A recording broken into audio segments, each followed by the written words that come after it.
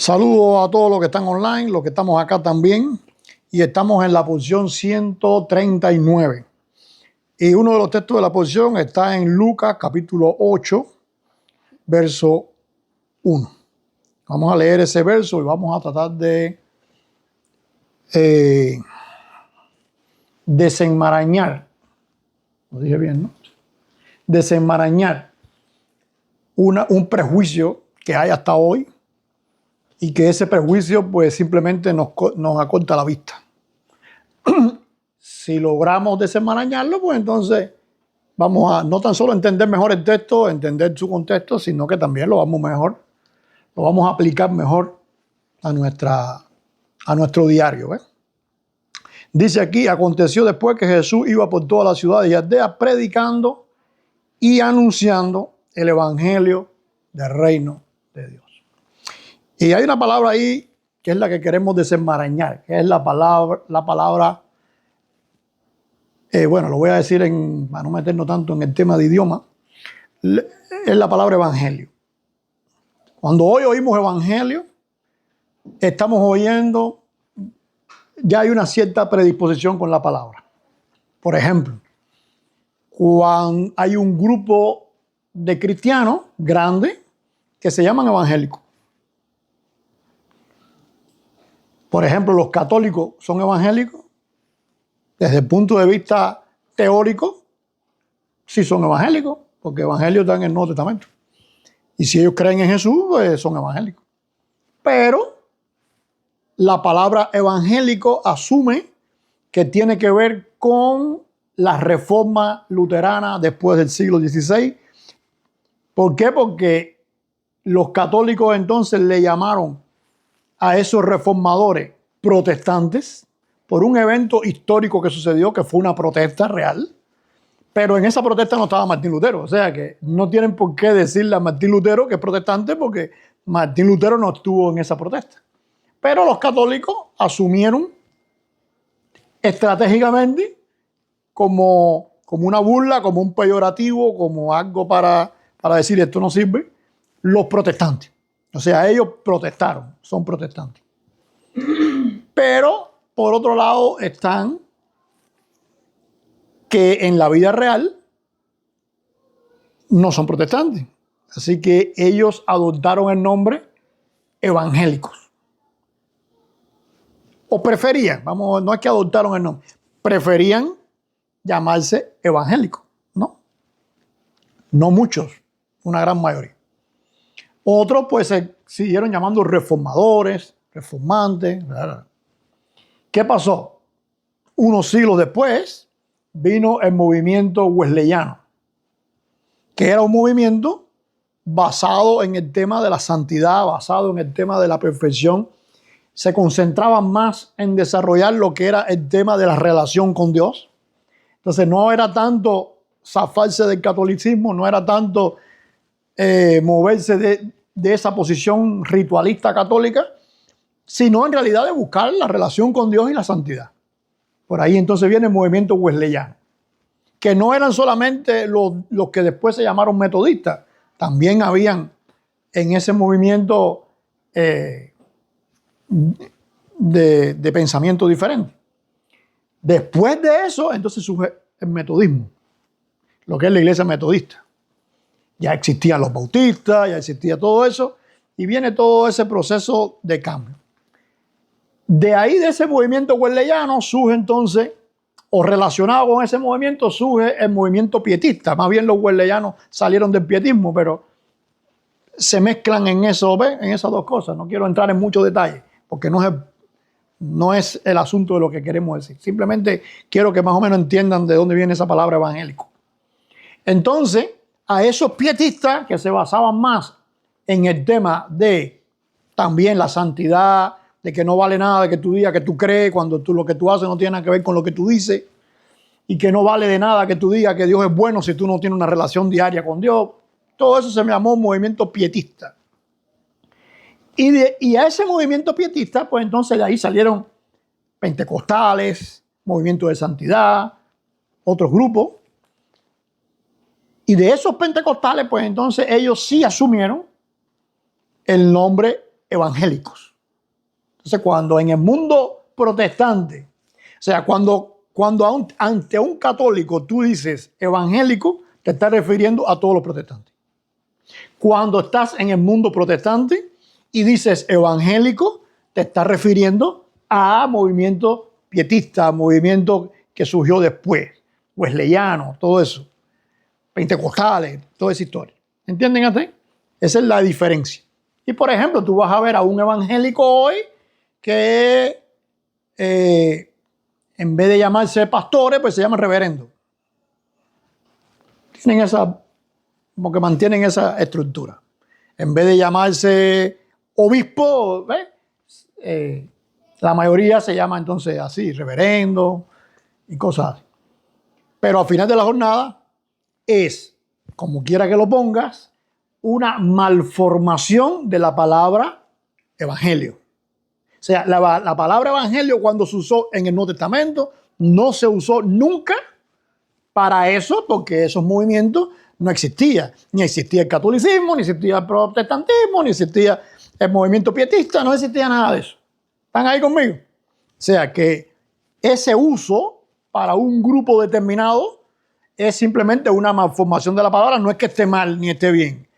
Es simplemente que no tiene nada que ver con la palabra original. Cuando tú lees el Nuevo Testamento, no puedes pensar nunca que cuando dice evangelio se está refiriendo a un grupo específico.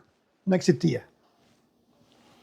También tienes entonces otra malformación de la palabra evangelio, que es algo nuevo. O sea, cuando la traducen, la mayoría de las veces te ponen las buenas noticias. ¿No? Entonces, cuando tú oyes buena noticia o las nuevas buenas, pues entonces, ¿qué tú piensas? Algo nuevo, algo que surgió, algo que empezó nuevo. Entonces, el evangelio de Jesús es una cosa nueva, porque es algo que llegó nuevo. Ahora, tanto el uso para un grupo es una malformación, como el uso de esa palabra en esa manera también es una malformación. Es más, la traducción no sirve. Las buenas nuevas de salvación no sirve. Eso no es buenas nuevas de salvación. Evangelio quiere decir otra cosa. Y ustedes me van a entender fácil. Porque para eso existe otra palabra en el griego. O sea, cuando en el mundo helénico, tanto griego como romano, alguien venía con una noticia nueva, o sea, que tú la oías y tú decías, no me digas. Pero ¿y eso de dónde salió? Eso es una kainotomía. O sea, no tiene nada que ver con evangelio. ¿Qué cosa era un evangelio? Un evangelio era una noticia con respecto a algo que tú conocías ya. Por ejemplo, llegaba un personaje y decía, traigo un evangelio. Ya todo el mundo sabía. Debe ser algo, ¿ves? Bueno, pero es de algo que yo sé. Algo que yo estoy esperando. Traigo una kainotomía. ¿Qué cosa era una kainotomía? Algo que es. Vamos a ver con qué se baja este ahora. ¿Entienden hasta ahí? Por ejemplo, lo que vivimos en Cuba. En Cuba hay muchas kainotomías. Muchas. Yo creo que todos los días sale una kainotomía nueva. ¿Qué cosa es una kainotomía en Cuba? Un buen día. Yo recuerdo, yo tenía como 20 años. O quizás menos, 19, 18 por ahí. Y si tú tenías $1 en la mano, ibas preso. Si a ti te agarraban con $1 en la mano, era preso. Si tú tenías preso 1 año. Si tú tenías $2, era preso 2 años. Tú tenías $3, era preso 3 años. Sí que si te cogían, claro, nadie lo iba a jugar con $20. Pero si te cogían con $20, eran presos 20 años. Así era la ley.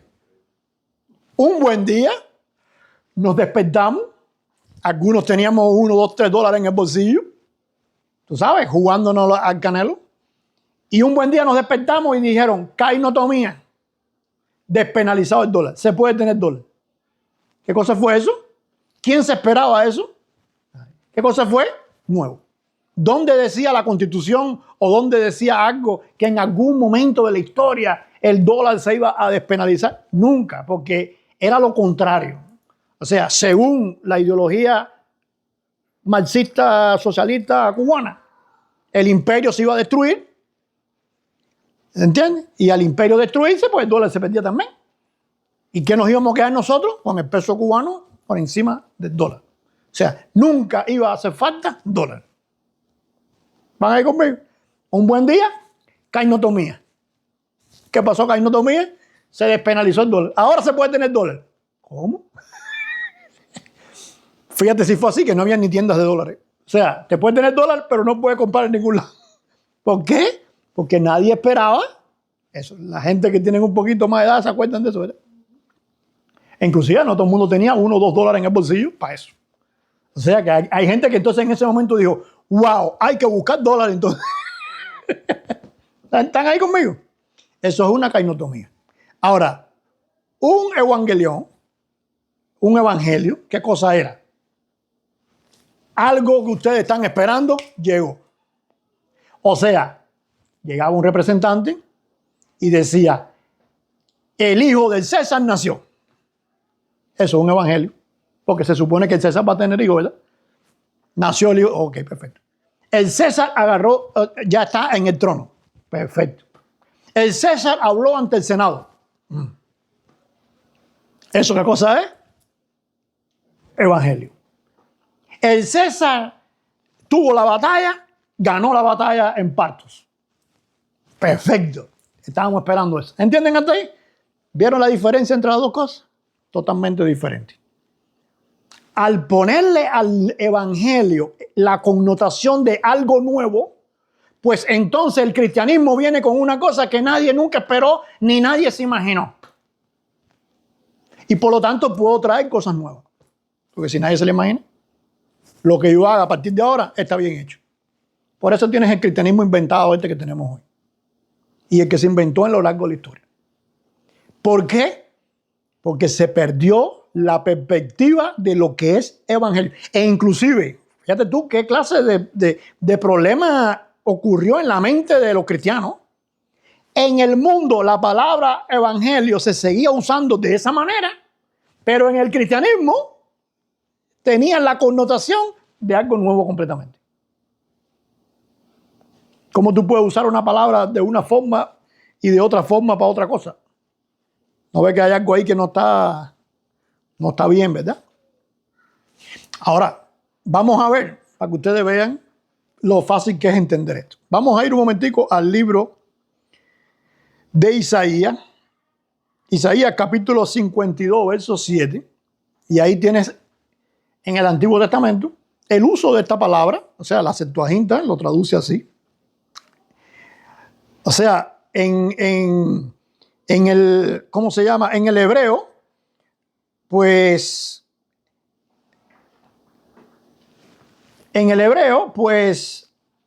está la palabra mevaser, para la que fue traducida por, que viene de Besorá, que fue traducida por evangelio, ¿ves?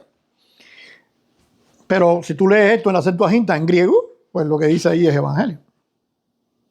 Evangelizo. Dice entonces, Isaías 52, 7. Cuán hermosos son sobre los montes los pies del que trae alegres nuevas. ¿Ves? Al meterte ahí alegres nuevas, ya tú estás pensando en una cosa diferente. Pero ese nueva ya es traducción. No es lo que quiere decir Besorá. Besorá quiere decir esa noticia que viene con un trasfondo de algo que tú estás esperando. Y si tú lo estás esperando, no es nuevo. Es nuevo porque llegó ahora, pero no es nuevo porque es algo que no existía. Es nuevo simplemente porque tú lo estás esperando, no estaba hasta este momento, pero no te sorprende. ¿Van ahí? Dice, del que anuncia la paz, Si Dios es la paz, si Dios es el Shalom, entonces el que anuncia la paz no es una noticia nueva. ¿Qué nuevo tiene eso? No tiene nada nuevo, ¿verdad? Ahora, ¿es nuevo para quién? Para el que está en desgracia. Tú estás en desgracia y tú sabes que Dios es la paz. Y tú estás en desgracia y te dicen, oye, llegó la paz. Para ti eso no es nuevo. Es nuevo porque tú ahora la vas a disfrutar en medio de tu desgracia. Pero no es algo que tú digas, a ver, explícame la paz, porque yo no sé de qué tú estás hablando. ¿Ves? Del que trae nuevas del bien, del que publica salvación, del que dice a Sión, tu Dios reina. Ahora tú dices, ¿y eso es nuevo? ¿Que Dios reina es nuevo? No es nuevo, ¿verdad? O sea, desde el momento en punto en que Dios creó los cielos y la tierra, Él es el rey de todo. Él es el Señor de todo. Él es el que está por encima de todo. Entonces eso no es nuevo. Lo que es nuevo es que yo que estoy en candela, yo que estoy gobernado por otra gente que no es ni el que yo quiero que me gobierne, yo que estoy en el piso pisoteado y hecho un guiñapo, que venga un profeta y me diga, tranquilo, que Dios va a reinar en tu vida. Y Él es el rey, ¿no? Y Él es el rey de tu vida, sí. Bueno, ahora tú lo vas a sentir. ¡Wow! Tú dices, al fin, ¿tú recibes qué cosa? Esa noticia. Pero no es algo que te sorprendió. No es una cainotomía. ¿Van ahí? Voz de tus atalayas. Alzarán la voz justamente. Darán voces de júbilo. Porque ojo a ojo verán que el Señor vuelve a traer a Sion. O sea, Dios va a volver a recuperar a Sion. Dios va a volver a levantar a Sion. Es como que el profeta está diciendo, tu Dios reina, el tiempo del exilio y el castigo terminó. Tú estás en candela, tú estás destrozado y tú sabes que Dios es lo máximo y tú sabes que Dios en las buenas y en las malas está contigo, pero tú estás en candela. Y de buena primera te dicen, tranquilo, que se acabó esto. Vamos a verlo ahora. Eso es para que tú te des cuenta que simplemente desde los profetas siempre se anunció esto. Siempre se anunció algo nuevo que venía, pero que en realidad no era novedoso. Era simplemente recibir el cumplimiento de algo que Dios había prometido. En el Imperio Romano hay algo interesante. Porque en el Imperio Romano tenemos que la cainotomía, cuando era una noticia del gobierno o algo así, era bueno. O sea, algo nuevo, tú no esperabas, se bajaron con algo que tú no lo tenías en planes, de buena primera. ¿Ves? El emperador Constantino un buen día dijo, el cristianismo es legal. ¿Qué pasó? Algo nuevo, hasta allá era ilegal, nadie esperaba que fuera legal y de buena primera es legal. ¿Qué cosa es eso? Cainotomía. ¿Vino de quién? Del emperador. Pero, ¿por qué? Porque el emperador es el que está por encima de la ley. Pero si yo no estoy por encima de la ley, ¿quién rige? La ley. Entonces, si yo me paraba y enseñaba una religión nueva, entonces eso era en el estatus romano un superstitio. ¿Qué cosa es eso? Una traducción, en la transliteración a nosotros, una superstición. Por lo tanto, era ilegal y te desaparecían del mapa. O no hablas más de eso o te eliminamos. Así de simple. ¿Por qué? Porque está fuera de la ley. O sea, ¿quién tú eres para traer una cainotomía? ¿Tú eres emperador? ¿Quién tú eres? Por eso es que tú vas a ver que los apóstoles van a insistir tanto en ¿qué cosa? Evangelio. Porque yo no estoy trayendo nada nuevo. Yo estoy trayendo lo que se prometió, que es lo más antiguo del mundo y que ahora se cumple. ¿Entienden hasta ahí? Yo no estoy trayendo nada nuevo porque si es más, la acusación que le van a hacer en muchas ocasiones a Pablo, por ejemplo, es que está trayendo una cosa que no existe, un supersticio, una cainotomía. O sea, ¿quién tú eres para traer una ley religiosa? O una ley religiosa no, una noticia religiosa que no está aquí en registro de ningún lado. No, espérate un momentico, yo no traigo ninguna noticia de ese tipo. Yo traigo un evangelio. ¿Están ahí conmigo? ¿Vieron la diferencia? Tan importante. Ahora, vamos a ver en Romanos capítulo 10, donde Pablo cita precisamente ese texto de Isaías que yo cité. Romanos, tengo un chance. Este es Romanos 10, 14. Bueno, a partir de ahí. Dice, ¿cómo pues invocarán a aquel en el cual no han creído? ¿Y cómo creerán en aquel de quien no han oído? O sea, ¿aquel quién es? Dios, ¿no es así? Pero no lo han oído. ¿Quiere decir que es nuevo para ustedes? No, no es nuevo. Tú lo que no has oído. Por eso cuando Pablo se paró en el Areópago, ¿se acuerdan? Donde estaban todos los dioses de todos lados. Pablo no dijo, yo traigo aquí un Dios que esto ustedes dicen. No. Él dijo, yo voy a hablar del Dios que ustedes no conocen. El que ustedes tienen ahí, que tenían una estatua, al Dios no conocido. Bueno, ese que ustedes no conocen, yo les voy a hablar de ese. No podía venir con uno que no existiera. ¿Ya me entienden lo que quiero decir? Porque ahí mismo lo borran del mapa. Aparte que no lo traía. Nunca. O sea, nunca los apóstoles iban a venir con una noticia que fuera nueva, cainotomía. Nunca con ese tipo de noticia. ¿Por qué? Porque lo que ellos traen es evangelio. El cumplimiento de lo que se está esperando, de lo que todo el mundo anhela, de lo que todo el mundo está soñando. Eso llegó. Simple. Y si todo el mundo lo anhela, es porque estaba. Entonces, ¿cómo dice él aquí? ¿Cómo pues invocarán a aquel en el cual no han creído? O sea, ¿ya estaba o no estaba? Sí estaba, ¿ves? No es que ustedes están oyendo de él por primera vez. Sí estaba. ¿Por qué? Porque todo el imperio está lleno de barrios judíos. Y si tú estás lleno de barrios judíos, tú sabes que esos judíos creen en un Dios. Y el Dios de los judíos es legal dentro del espectro de dioses romanos. No es una ilegalidad. ¿Ya están ahí? No hay un panteón para él, porque no se puede hacer, pero existe. Cuando tú le decías al emperador, no, ellos creen en Dios, el emperador automáticamente decía, el Dios de Israel. Ese es el Dios de Israel. No es el Dios de nosotros, no es el Dios de los partos, no es el Dios de los alejandrinos, no es el Dios de los... no, es el Dios de ¿quién? De Israel. ¿Están ahí?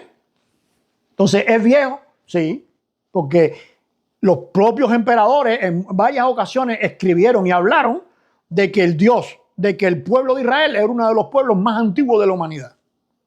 Por lo tanto, si era uno de los pueblos más antiguos de la humanidad, el Dios de ellos es uno de los más antiguos. ¿Entiendes? En la mentalidad romana. Dice entonces, ¿y cómo creerán en aquel de quien no han oído? O sea, hay personas que no saben que Dios existe. Pudiera ser ¿cómo se llama? Una cosa novedosa completamente. Una cainotomía. ¿Podría ser? Sí. Pero es una cainotomía para ti porque tú lo desconoces, no porque sea una cosa nueva. ¿Ven? Dice entonces, ¿y cómo oirán sin haber quien les predique? O sea, tú no has tenido la dicha de que alguien venga y te lo cuente, pero eso ya es viejo. ¿Y cómo predicarán si no fueren enviados? Como está escrito, cuán hermosos son los pies de los que anuncian la paz, de los que anuncian buenas nuevas. Mas no todos obedecieron al evangelio. ¿Ves? Porque no todos obedecieron a qué cosa, a eso que estaba esperando. O sea, es contradictorio. Tú estás esperando una cosa que tú no obedeciste. Bueno, tú eres tonto, ¿o qué tú eres? Entonces, la persona que no recibía el evangelio quedaba en el rango de tonto. No quedaba en el rango de alguien que simplemente, no, vivo, tú me estás trayendo una cosa que el mundo entero por primera vez la están escuchando, tú tienes que entender que yo no tengo por qué entenderla. Porque esto es una cosa completa nueva para el universo. Pero Pablo no dice eso. Tú eres tonto porque esto es viejo. O sea, el agua tibia existe y tú no te has dado cuenta. Dice, pues Isaías dice, ¿qué hizo él entonces? Cita lo que yo hablaba ahorita de Isaías.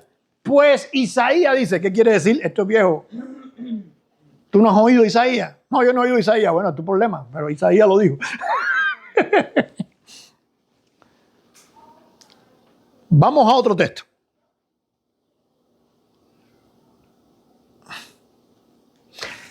Antes de ir a ese otro texto, quiero poner un ejemplo. Quiero poner qué es lo que estaba pasando en ese momento con el Evangelio.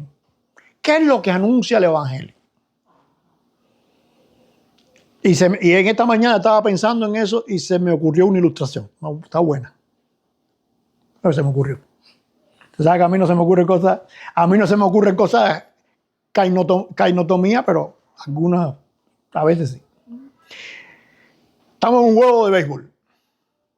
¿Ves? En un juego de béisbol está la pelota, están los jugadores, está la estructura, pero también hay leyes, ¿no es así? Si tú no las cumples, pierdes el juego.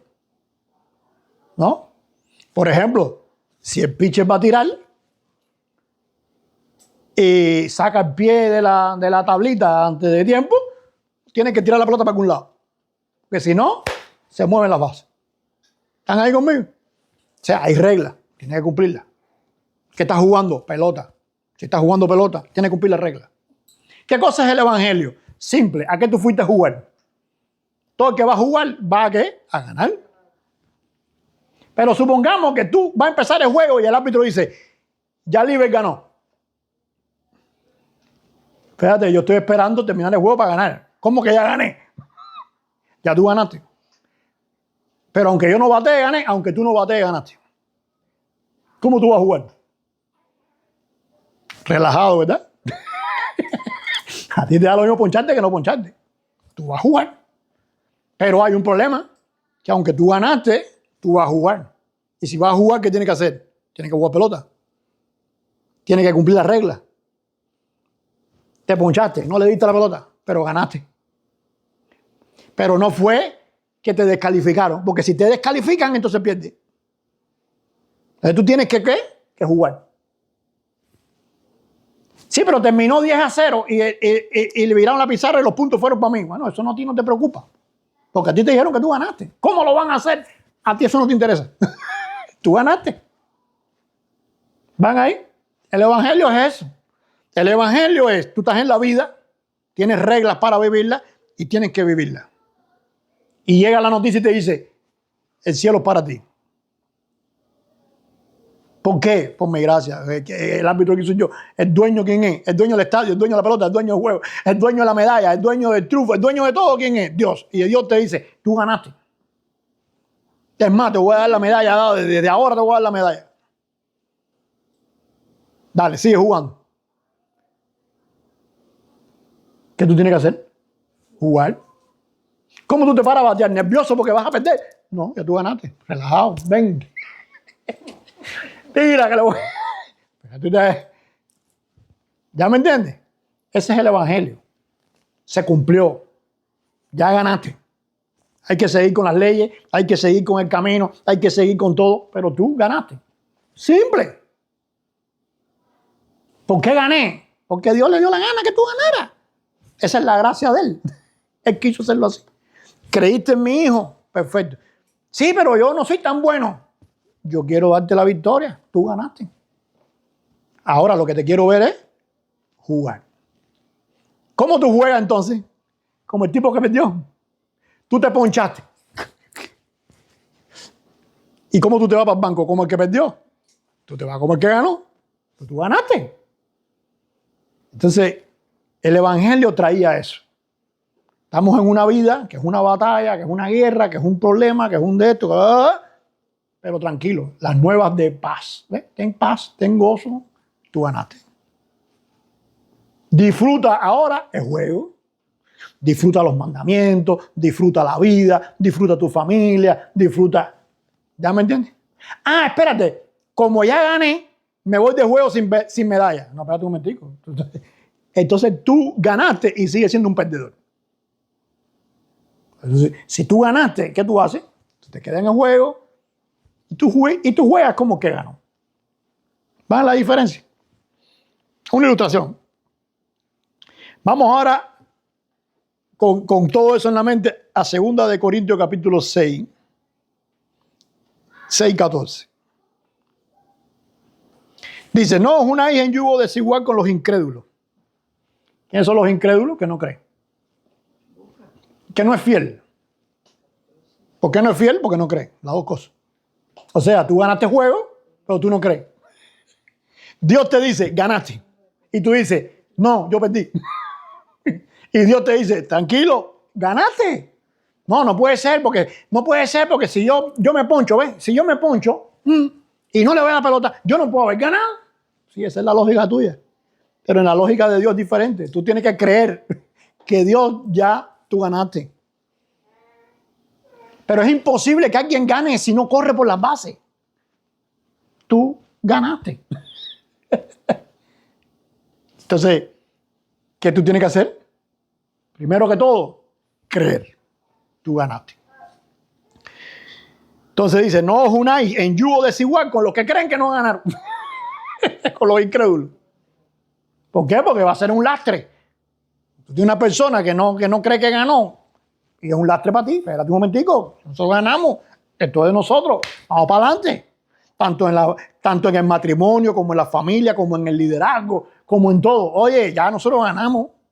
Nosotros estamos disfrutando. Ahora queremos proyectarnos, voy a hacer una transferencia ahí rápida. Ahora queremos proyectarnos en el tema de levantar una quejilá, una congregación, una asamblea, una iglesia en Tampa. Tenemos que hacerlo porque si no, nosotros ganamos. Nosotros tenemos que disfrutar esto. O sea, esto es para disfrutarlo. Esto no es para remordernos.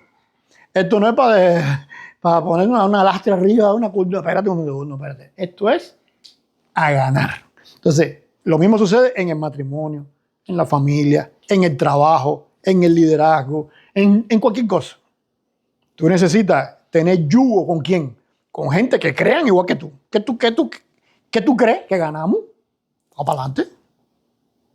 No es lo mismo enfrentar la vida como un derrotado o para ver qué pasa, que enfrentar la vida que tú ganaste.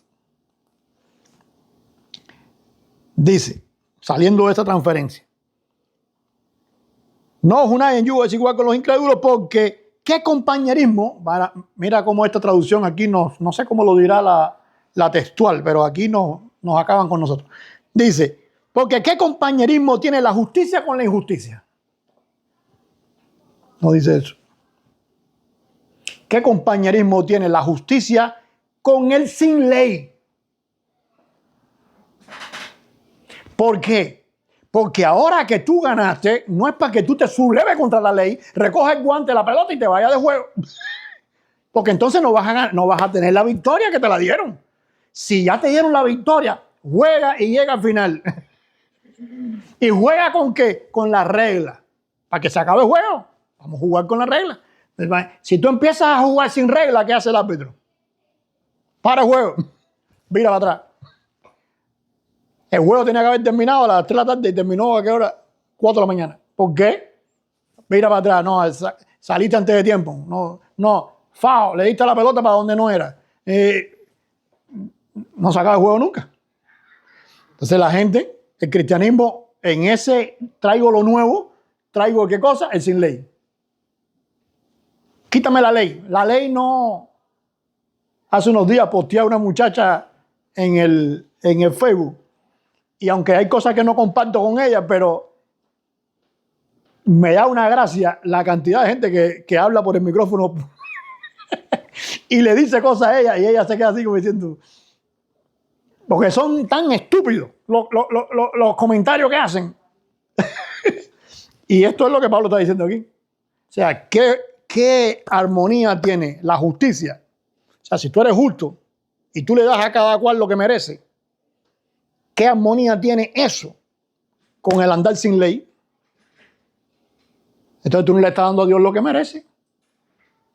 O sea, Dios me dio la victoria. Y como Él me dio la victoria, yo hago lo que me dé la gana. Bueno, espérate un momentico. Si yo soy hijo de Dios y Él es el dueño de la pelota, el bate, el árbitro, la competencia y todo, yo no puedo hacer lo que me dé la gana. Porque yo no quiero hacerle un papelazo a mí, a quien me regaló la victoria. Vamos a jugar. Ok, perdí porque yo soy malísimo. No le di nunca. Pero yo me paré a darle. ¿Entiendes? No cogí ninguna pelota, todas se me fueron. Ok, pero yo me paré a cogerla. ¿Entienden la cosa? Es un cambio de mentalidad. Entonces dice, ahora si el evangelio es el cumplimiento de algo que ya está, no es solamente Jesús quien tiene que cumplir la ley, somos nosotros también los que tenemos que cumplirla. ¿Por qué? Simple, porque si nosotros no cumplimos la ley es porque no podemos cumplirla. Y si no podemos cumplirla, entonces ¿dónde está la perfección? Entonces ¿dónde está la santidad? Entonces ¿dónde está el que Dios puede hacerlo? Jesús pone una ley, nosotros no podemos cumplirla, Él la cumple para que entonces nosotros no la cumplamos más. Hermano, ¿para qué formaste todo ese lío entonces? No hubieras puesto ninguna ley nunca. Eso sí es una cosa nueva. Eso es una cainotomía. Cuando es evangelio, ¿qué cosa es? Ok, esta es la ley que tú no pudiste cumplirla, ahora vas a poder cumplirla. Cúmplela. Entonces, ¿qué justicia tiene? ¿Qué armonía tiene la justicia con el sin ley? No tiene armonía. No pega. Entonces, ahora que ganaste el juego, cumple con las reglas, juégalo, trata de ganar. ¿Ves? No, ya yo gané, entonces no tengo que ganar. No, espérate, aprovecha que ganaste y trata de ganar. Ponle corazón a la cosa. ¿Van ahí conmigo? Aprovechate de eso. Ando en un carro. Y de buena primera, el gobernador de aquí de Florida dice, ok, a Liber, no hace falta que cumpla la ley de tránsito porque nunca te vamos a poner una multa. Nunca te vamos a poner un ticket. ¿Qué hace Liber? Sale en el carro, se lleva la luz roja, se lleva todo. ¿A dónde tú crees que llegue Liber? Si te dan la oportunidad de que no te van a poner ticket más nunca en tu vida, pues entonces sale cumpliendo la regla. Cúmplela. Sin el miedo de que falle. Cúmplela. Aprovechala ahora. Sigue diciendo Pablo. ¿Y qué comunión la luz con las tinieblas? Porque ahí está la magia también de lo que es el evangelio. Cuando Dios le dice a una persona, tú ganaste, y esa persona recoge los guantes y se va de la pelota, ¿qué está demostrando? Que no le gusta la pelota. Si a ti te gusta, lo que tú estás haciendo y te dicen que tú ganaste, ¿qué tú vas a hacer? Vas a jugar, vas a aprovechar, vas a jugarla. Y vas a hacer cosas que tú no hubieras hecho normalmente porque tenías miedo a perder. Pero como ya tú ganas, entonces vas a hacerlo. A ver si lo logro. Vamos a ver. Oye, normalmente cuando viene un fly, tú no puedes hacer así. Como hacía Javier Méndez, ¿te acuerdas? No va a hacer así. Pero si tú ganaste y yo hago así, se me cayó la pelota, no importa. Es igual, ¿no? Entonces lo voy a hacer. Voy a probar. Voy a hacer, voy a disfrutarlo. Ya no escoger, voy a coger. Voy a disfrutar las cosas.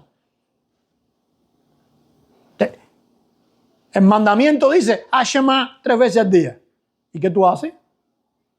Hago el Shema. Poniéndole corazón, poniéndole mente. Wow, lo estoy disfrutando. ¿Entiendes la cosa? Le pusiste.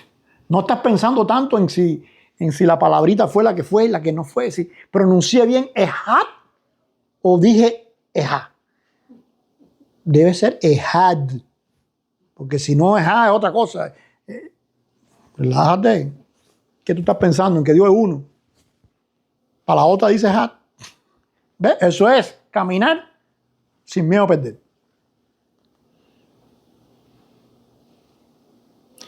¿Y qué concordia Cristo con Belial? ¿O qué parte el creyente con el incrédulo?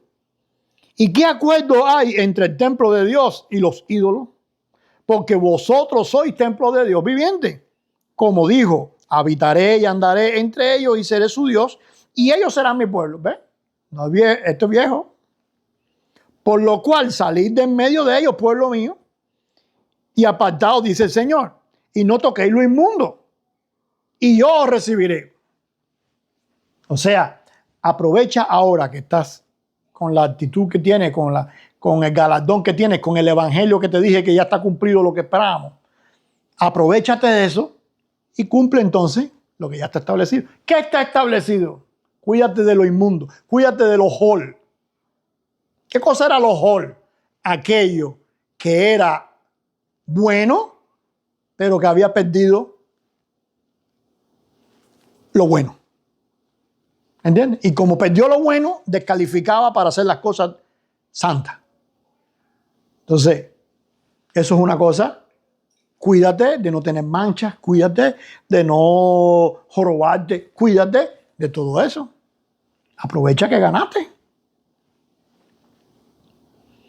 Y seré para ellos, y seré para vosotros por padre, y vosotros me seréis hijos e hijas, dice el Señor Todopoderoso. Así que, amados, puesto que tenemos tales promesas, ¿qué cosa es eso? El Evangelio. O sea, esto no es nuevo, puesto que tenemos estas promesas, ganamos, esto es tuyo, esto es el templo, tú eres el templo. No, pero yo necesito ir a Jerusalén. Ok, tú eres el templo. En ese momento el templo estaba ahí todavía. Y Pablo mismo lucha por ir al templo. Pero a la vez le dice, vosotros sois templo. O sea, yo voy al templo, yo me paro ahí en el templo, yo estoy loco por entrar allí, voy a hacer un voto, todo eso. Dice Pablo, quiero ir a Jerusalén para estar en Pentecostés. Le dice a los de las iglesias en el camino. Pero tú no eres templo. Pablo diría, ahora que soy templo, ahora que yo soy templo espiritual, quiero entrar en el templo ese que es físico. ¿Qué experiencia es esa, Porque no es lo mismo ser templo espiritual acá que tener la experiencia de ser el templo espiritual y a la vez entrar en el templo físico. Son dos experiencias, un dos en uno, dice Pablo. La próxima fiesta tengo que estar en Pentecostés, tengo que estar en Jerusalén. Ahora, ¿qué pasaba si el barco un día no podía estar, no llegó? Pablo entonces se pone bravo, se entristece, oh Señor, tú me tienes embarcado. No, porque él es templo. O sea, el evangelio, ¿qué cosa es? Ese ya se cumplió, tú eres el templo. Puesto que tenemos tales promesas, limpiémonos. ¿Ves que no puedes quitar la ley? ¿Cómo tú te limpias? ¿Qué cosa es limpiarse? ¿Qué cosa es lo hol? ¿Qué cosa es lo sucio? ¿Qué cosa es lo contaminado? Eso es la más que está en la ley. La ley es la que te explica qué cosa es. Entonces, puesto que tenemos estas promesas, vamos a limpiarnos. No, ¿cómo si Dios dice, ok, para mí tú estás limpio? Tú vas a decir, entonces me quedo sucio. No tiene lógica, ¿verdad? Para mí tú estás limpio, perfecto. Voy a bañarme. ¿Por qué? Porque aunque me bañe y me quede algo un poquito de eso, ya Dios me vio limpio, entonces voy a bañarme. De toda contaminación de carne y de espíritu, perfeccionando la santidad en el temor de Dios. Entonces, al final de la jornada, el evangelio tenía esas dos dimensiones. Por un lado, te da la seguridad de que se cumplió todo se cumplió ya. Tú no necesitas optar porque Dios te salve. Ya tú eres salvo. Tú no necesitas optar por entrar al cielo. Ya tú entras al cielo. Ya tú estás en el cielo. Cuando tú das los 3 pasos en la mitad para entrar en la presencia de Dios, tú estás haciendo algo simbólico que representa lo que ya tú vives, que es que tú estás en el cielo. ¿Entiendes? No es que tú, voy a entrar, Dios me aceptará hoy. Ya tú tienes el evangelio. ¿Eso quién lo hace? Uno que no tiene el evangelio. El que tiene el evangelio, ya yo lo tengo. Voy a disfrutarlo. Ahora, esa es una dimensión. La otra dimensión, ¿cuál es? Que cuando a ti no te interesa, entonces tú vives como el que no, como el que perdió. O como el que está luchando para ganar. Por eso dice, por su fruto los conoceréis. Simple, porque cuando tú estás luchando, entonces tú no tienes el evangelio. Entonces tú tienes el evangelio. Tú caminas con el evangelio. Tú eres un evangelio. ¿Cuál es la razón de ser de tu vida? El evangelio. Porque es lo que tú eres nuevo ahora. O sea, tú has recibido lo que Dios, esa promesa que Dios ha dado desde el primer momento. Les invito entonces a que caminen en ese libro de Romanos, en esos tramos, porque ahí, después que Pablo en Romanos cita a Isaías, se mete entonces en el tema de Israel y dice, ¿ha desechado Dios a su pueblo? En ninguna manera. ¿Cómo lo va a desechar si es evangelio? ¿No te das cuenta que no puede desecharlo? Porque si lo desecha, entonces, ¿cómo se llama? Coinotomía. No lo puede desechar. ¿Ha desechado Dios a su pueblo? En ninguna manera. ¿Por qué? Dice Pablo. Acuérdense cuando Elías dijo, no hay nadie aquí, nada más que tú y yo. Y Dios le dijo, hay 3,000 más duros que tú. Así que no, relájate. Lo que tú no los conoces, pero hay 3,000 que no han doblado sus rodillas y no están en ningún libro. Porque no hay ningún libro que hable de esos 3,000. No están, pero lo habían. Entonces lo mismo, ¿cómo tú vas a decir que Dios desechó a Israel cuando tienes a los 12 apóstoles? Cuando tienes a toda la primera iglesia, cuando tienes a Jesús, a Pablo que dice, yo también soy, y hay 3,000 que no doblaron su... ¿Cómo tú vas a decir que Dios desechó a Israel? Si Dios desecha a Israel, entonces no es evangelio. Pues no se ha cumplido nada. Que Dios desechó a los que no, sí, eso es otra historia. Pero no a Israel. Porque estos también son Israel. ¿Cómo tú defines cuál de los dos? Entonces Pedro no era Israel y Caifás sí era Israel. No es eso. Pedro es evangelio. Caifás no recibió el evangelio. Al no recibir el evangelio, pierde. Porque lo que te toca el juego es cuando llegas al final perdiste. Porque el enemigo tuyo es el diablo. Ese juega mejor que tú. El que va a ganar él. Entonces, ¿con quién perdió Caifás? Con el diablo. ¿Con quién perdió Pedro? Con nadie. Ganó. ¿Qué ganó el evangelio?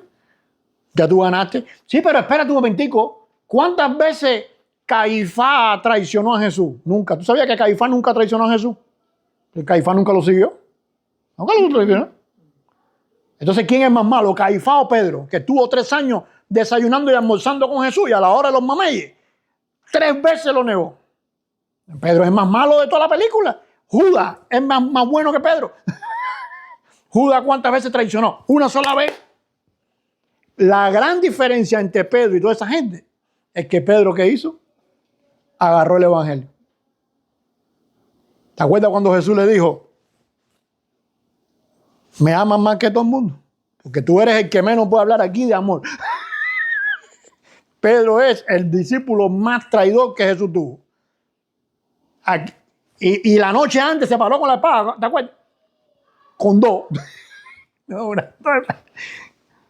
Aunque estos te traicionen, yo no. Y dice Jesús, bueno, antes que cante el gallo, tú vas a poner el récord. ¿Y qué pasó entonces? Simple. Dice Pedro, Señor, tú sabes todas las cosas. Tú sabes que te amo. Simple. Yo me amarro del evangelio. Yo perdí peor que toda esta gente. Pero en el evangelio tú me dijiste, tú ganaste. ¿Qué hizo Pedro entonces? Bueno, ya como yo gané, ¿ves? Me voy a pescar de nuevo. Se fue para Jerusalén, ayunó, estuvo todos los días con los otros, estuvo esperando Pentecostés, en Pentecostés estaba allí parado. Y cuando hubo que levantarse a predicar, ¿qué hizo Pedro? Se paró y predicó. ¿Y hizo su función de qué? De apóstol. ¿Dejó de ser apóstol alguna vez? Nunca más. ¿Por qué? Porque se agarró el evangelio. Entonces tú te agarras del evangelio para hacer las cosas bien. No te agarras del evangelio para no hacerlo bien, porque entonces ya no es cumplimiento. No cumpliste nada. ¿Van ahí conmigo? Entonces, cuando nosotros miramos la palabra evangelio como algo nuevo totalmente, diferente, que elimina todo, te das cuenta que en realidad no es evangelio. Una trampa nos hicieron ahí. Una trampa nos hizo alguien para coger esa palabrita y cambiarle el tornillito, raca, raca, raca, sabiendo que eso iba a traer después, cuando no tenían claridad en eso, venía problema después. Y efectivamente, nos ha traído problemas. Dios permita que podamos vivir el Evangelio. Amén.